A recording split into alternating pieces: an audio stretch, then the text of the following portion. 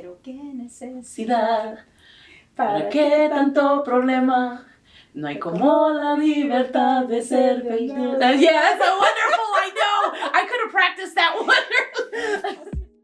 I sing from time to time. My family used to be a part of mariachi, so I would be out there singing Amor Eterno all the time. Not one of my favorite because it breaks my heart, but I love singing. Patty, I want to thank you for the opportunity to get to know you a little bit better, and for the division to also get to know a little bit about who you are and your trajectory here at CSU San Marcos, because you just celebrated 25 years. 25 years. Congratulations on your award. Thank you. And I'm going to start by just asking, tell me a little bit about Patty 25 years ago. Oh my goodness. Who were you as a person? What brought you to CSUSM?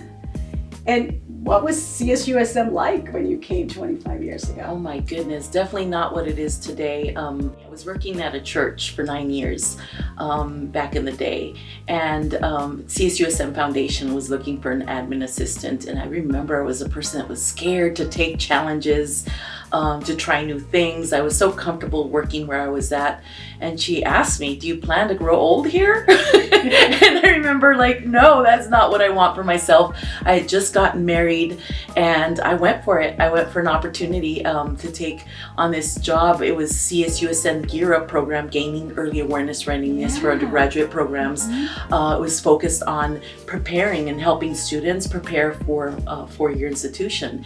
And so I took a plunge for it. I have to say, I was fearful. I was not someone that was confident I wasn't confident myself at the time.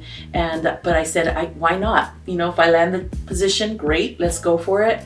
And I dedicated myself to serving students ever since. And the story continues. Yes, it does. Okay, so Patty, I am sure that in 25 years you have evolved and grown a lot. I know that for me, I've been in higher ed about 25, 26 years, and I am definitely not the person that I was 25 years ago. If you can share a little bit about how you have evolved as a professional, but also, as a human being. So someone one day encouraged me to try counseling for other reasons in my life, challenges that I was experiencing at work and in my personal life. And so I gave it a try. And I learned that sometimes going to counseling, right, don't see it as therapy. This is what I learned. It's more a problem solver. My journey at this campus has been one of growth, certitude, and growth because I've applied new things, right? New techniques, new ways of doing things. And I have learned that I can't change individuals. I can't even change the way a student responds to me. I could change how I approach them, right? If they're not responding to me in a certain way, I can approach things in a different manner and I get a different result. You have touched so many lives in 25 years. You have transformed. You are a perfect example of the tagline of Student Affairs, transforming lives one student at a time. Is there a student or a story that stands out to you that you would like to share with us? There are a few that come to mind. Easy ones where I'm helping students do this and that, and then 4 or 5 years later, they're coming in with a little note card in a plant. And I'm like, I don't remember you, right? And they tell me what a difference I made in their lives. And then there's another student that I'm currently working with. It's been a long journey. I remember him in tears saying, if you just listened to my story and understand where I'm coming from and why I want you to help me. And he just started going on and on about his situation. And every time I think about him, I think about just being able to come to me for support, for advice, to vent, right? Because this is someone who has had a lot going on in his life. And so I've learned that if we just understand students for who they are and understand the situation they're experiencing and help them through and identify what's the next step that they need to take. Wow, you see them for who they are. I see them for who they are, absolutely. And that is a perfect segue to the next question that I have. How do you take care of yourself to be able to give so much to students? And I'm going to say to staff and to faculty and to student employees and to us leaders and administrators as well, because of course your influence is very, very broad. But how do you keep that positive attitude and that nurturing and care that you give to everyone and everything that you do? I'm very proud to say that I have strong support systems at home and at work.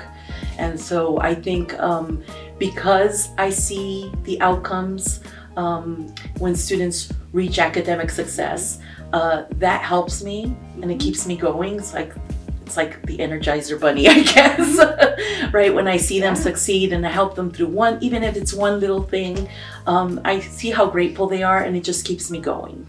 You believe in what you're doing. You see the impact Absolutely of what you're doing, and it matters and it's important, and you're going to continue to do it.